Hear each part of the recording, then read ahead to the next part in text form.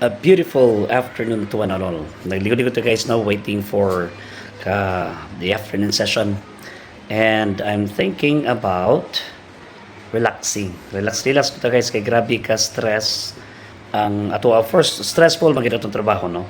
At the same time, pag open po nato sa cellphone, mas stress na po ta tungod sa dagko kay mga balita. So what we need to do right now is just we need to stay calm and we need to pray for this country. Ato yan po ang ato ang nasod nga mobalik siya sa gitawag nato nga normal o gusto ta magaputa nga panatag ang matag usa.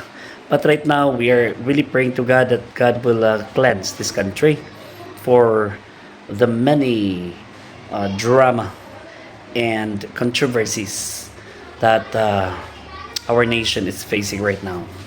So dapat katuwang tani ana and we have to hold tightly to our faith that God will give healing and restoration for our beloved country, the Philippines. Good afternoon and still a great day to all of us.